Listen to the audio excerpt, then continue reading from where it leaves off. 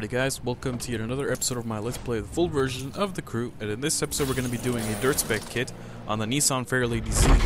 And the dirt spec kit also looks really awesome on this thing. The perf spec kit was awesome, but this thing is also pretty awesome as well. It's very much like the real live rally version of it, except for some of the options on the hood. But yeah, as you can see, it's got rally lights. I didn't actually look at the back, but you guys will see the back later, and the back looks actually pretty interesting. One of the back bumpers looks pretty interesting. The first option for the back bumper looks pretty interesting. I'm gonna go with that because rally lights and halos. That's what I like with this thing. I don't know, I just feel the halos look really cool on this thing. It just adds a nice little effect. And a little bull bar on the front of the bumpers. And this is just the stock version right here. And now here's the rear bumper, and as you can see, those little taillights, the round taillights, were... The little round taillights looked like that of the Toyota 2000 GT. And I hope that thing comes into the game as well, because the Toyota 2000 GT is one of the coolest cars in the world, because James Bond. And I'm gonna go with... Actually, I've changed the bumper since I picked this one. Actually, I picked the one that has a little matte portion in the middle. Like that one. That one that I just passed by. And then there's the rear bumper option with this horizontal exhaust. Yeah, none of the other bumpers really suit this thing. I mean, that bumper looks cool with the little slits on the side, the little downforce parts. But the big giant reverse light on the back is kind of dumb because it functions as a brake light, a tail light, and a reverse light, and of course it's all white all the time pretty much. I picked that one before, but in this video I actually picked this one. And I've since changed it to matte gray at the back. Why would you remove that hood from there? That's a dumb idea. Put those mirrors on.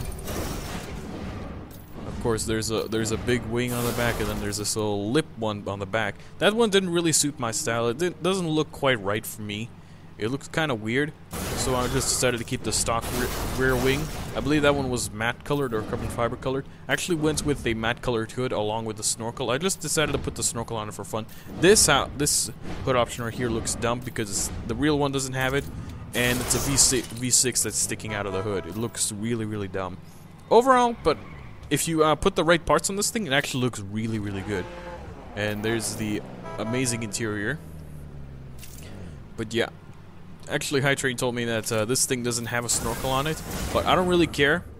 I don't really care if it doesn't have a snorkel on it. I just put the snorkel on it just for fun, because I thought it looked pretty darn cool. And so yeah, I'm putting some parts on this thing now. And I've actually changed the tuning setup with this thing. This thing actually has kind of bad brakes onto it, so you do need to put some braking bonus parts. I believe at least 2 braking bonus parts on this thing, which improve the brakes quite a bit actually. If you don't put the braking bonus parts, it feels kind of like the 300 SLR. And there's also a lack of grip with this car, so I suggest putting a couple of more extra grip bonus parts. At least getting the grip to like 3,500 or something like that.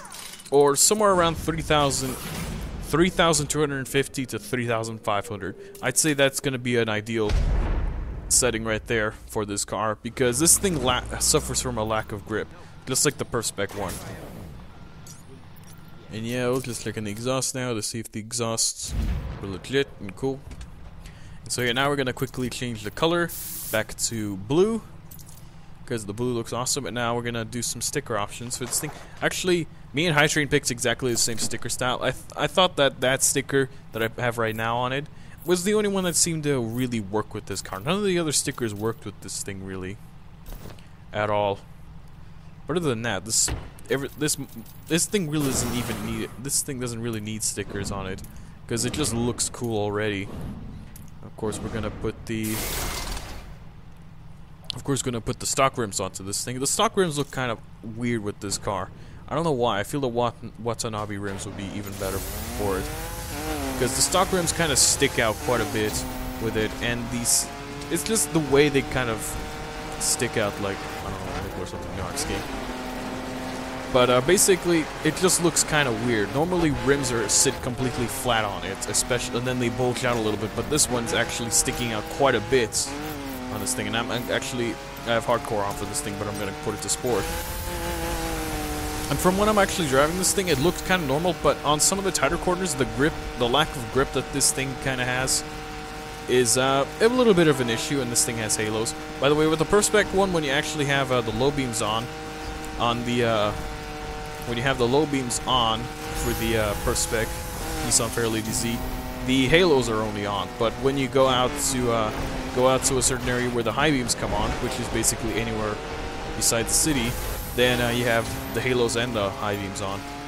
In a sense, I feel that's kind of cool because the halos just being on when you're driving around in the city look really cool. It makes it look kind of evil, actually. But at the same time, it's not realistic. You wouldn't drive around with your halos on, and then they wouldn't function as low beams as well.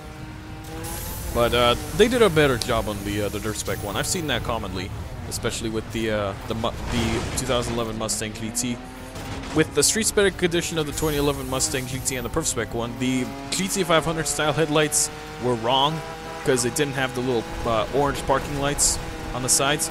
Basically, the parking lights functioned as the low beams, and then when you'd have the high beams on,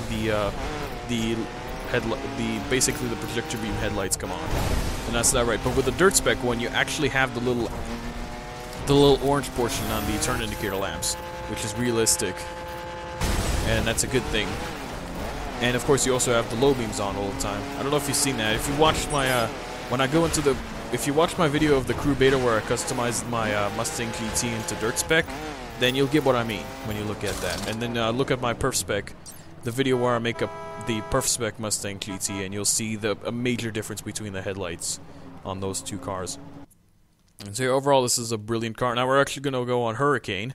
And I haven't actually done this mission in a pretty long time. It actually took me 2 or 3 tries to actually get a perfect run on this thing. But even so, this third try was not the best because this car, like I said, this car suffers from a bit of a lack of grip, and it feels kind of slow when you go through the corners. And of course, the braking was not exactly the best, but you can actually mend that with just 2 braking bonus parts put onto it. And I forgot to mention, the acceleration on this thing is absolutely insane. It's over 7,000, which is really good for a Dirt Spec car. So that means this car will actually be a perfect car for grinding for parts. Basically, with the Dirt Spec cars, it's hard to grind for parts because the cars are relatively slow, and they don't take jumps very well. But with this thing, it works well on most jumps.